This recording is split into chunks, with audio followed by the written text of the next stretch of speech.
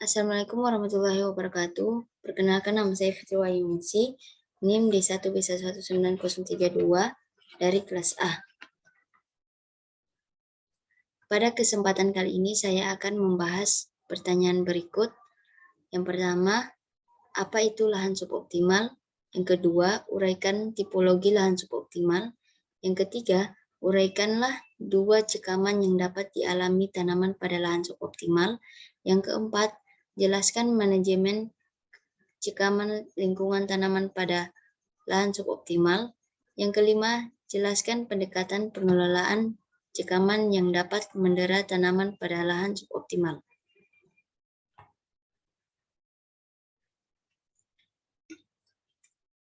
Lahan suboptimal adalah lahan dengan produktivitas rendah karena adanya faktor internal seperti bahan induk, sifat fisik, kimia, dan biologi tanah. Sedangkan faktor eksternalnya seperti curah hujan dan suhu ekstrim sehingga menghasilkan panen yang kurang maksimal. Yang kedua, tipologi lahan suboptimal. Berdasarkan analisis tanah dan iklim, ada beberapa komponen pembeda dalam menentukan kelompok lahan suboptimal.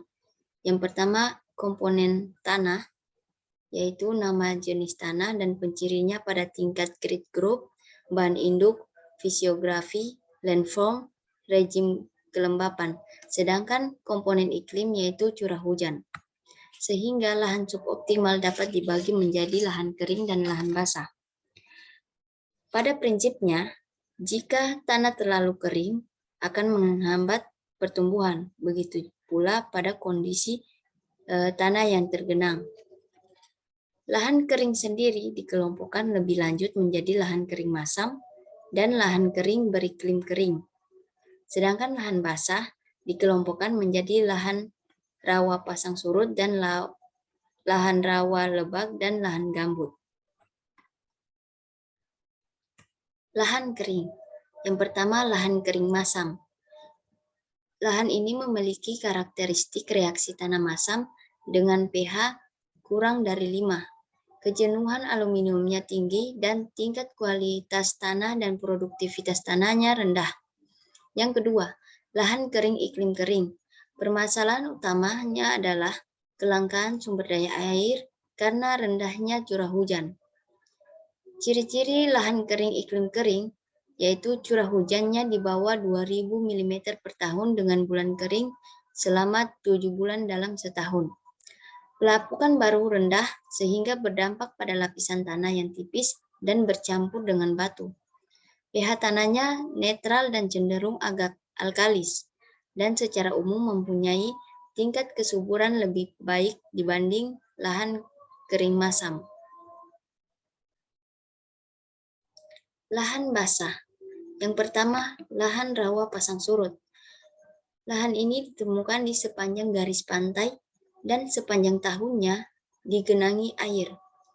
Lahan ini memiliki besi sulfida atau FeS2 yang bereaksi masam ekstrim dengan pH kurang dari 4. Lapisan gambutnya tebal dan tingkat kesuburan dan produktivitasnya rendah.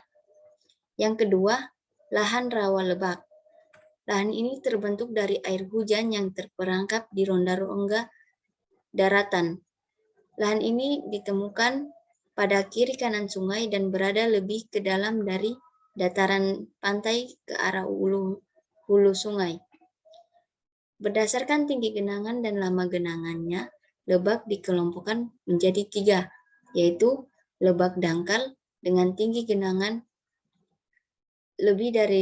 kurang dari 50 cm dengan lama genangan kurang dari 3 bulan.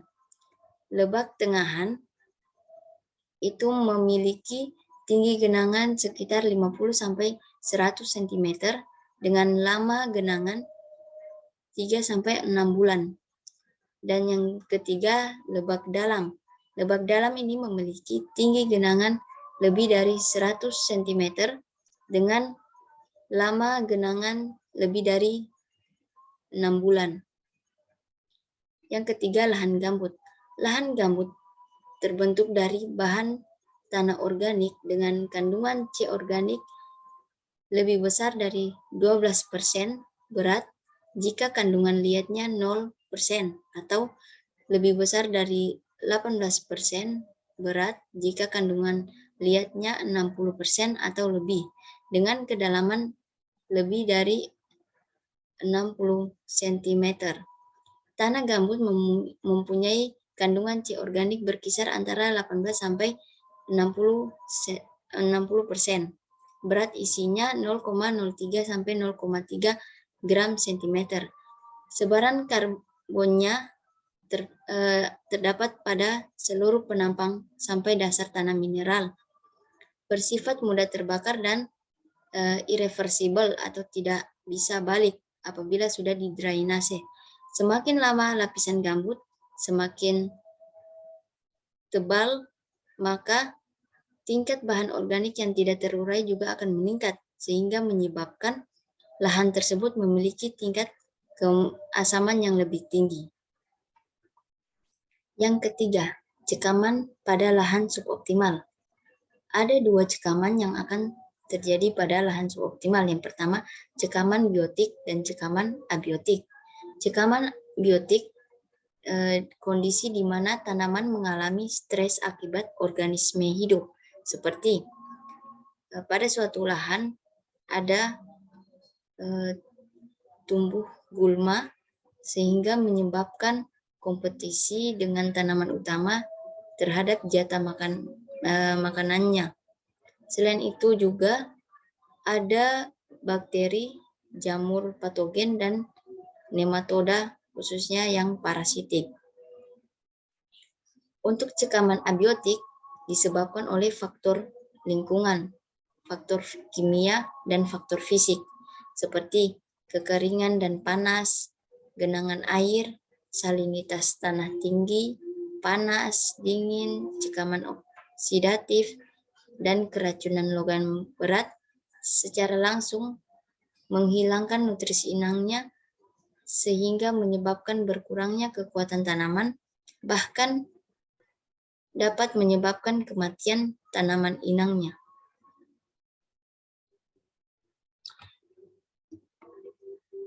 Yang keempat, manajemen cekaman lingkungan tanaman pada lahan suboptimal. Manajemen pertanian sebagai proses memanipulasi sumber daya dan situasi dari waktu ke waktu oleh manajer sistem pertanian untuk mencoba dengan data atau informasi yang kurang lengkap sehingga dapat mencapai tujuannya. Manajer pertanian ini tidak hanya berurusan dengan sumber daya, namun menghadapi tantangan situasi yang harus dihadapi dan peluang yang diambil. Peran aktif manipulasi yang berbeda dari peran yang lebih pasif hanya mengatur atau mengendalikan. Ketidakpastian dan risiko konsekuensi yang ada dalam keputusan manajer untuk mencapai tujuannya berdasarkan keputusan pribadi dan penilaian subjektif, sehingga mengacu pada tujuan daripada laba. Realitis tujuan nirbala diakui lebih lanjut dalam konteks pertanian keluarga, usaha yang tidak masuk akal untuk membedakan antara pertanian sebagai bisnis dan pertanian sebagai entitas ekonomi yang harus diselesaikan.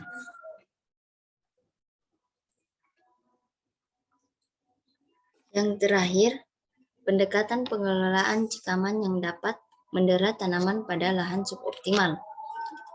Pendekatan pengelolaan cekaman ada dua, yaitu pendekatan pengelolaan cekaman biotik dan pendekatan pengelolaan cekaman abiotik. Pendekatan pengelolaan cekaman biotik maupun abiotik dilihat melalui bagaimana tanaman merespon cekaman tersebut. Pada cekaman biotik, tanaman merespon cekaman biotik melalui sistem pertahanan. Mekanisme pertahanan diklasifikasikan sebagai respon bawaan dan sistemik. Setelah infeksi, spesies oksigen reaktif atau ROS dihasilkan dan semburan oksidatifnya membatasi penyebaran patogen, sehingga tanaman dapat memberi respon dengan meningkatkan lignifikasi sel atau perubahan dinding sel menjadi lebih keras atau lebih kuat akibat lignin. Nah, mekanisme ini menghentikan invasi parasit dan mengurangi kerentanan inang. Pendekatan pengelolaan cekaman abiotik yang sangat memengaruhi hasil panen yaitu ketidakseimbangan hara, defisien air, dan suhu ekstrim. Respon tanaman pada cekaman abiotik dapat dilihat terhadap tekanan lingkungan pada tingkat molekuler, seluler, sampai tingkat fisiologis secara keseluruhan. Tiap spesies dan genotip memiliki respon yang berbeda terhadap satu atau lebih tekanan. Durasi dan tingkat keparahan kejadian, serta usia dan tahap perkembangan tanaman saat stres diberikan mempengaruhi respon tanaman terhadap cekaman tersebut. Kondisi cekaman abiotik kekurangan air adalah faktor yang paling merusak, sedangkan salinitas merupakan kendala utama dalam produktivitas tanaman. Demikianlah hasil presentasi saya. Kurang dan lebihnya mohon dimaafkan. Wabillahi taufiq wal hidayah. Wassalamualaikum warahmatullahi wabarakatuh.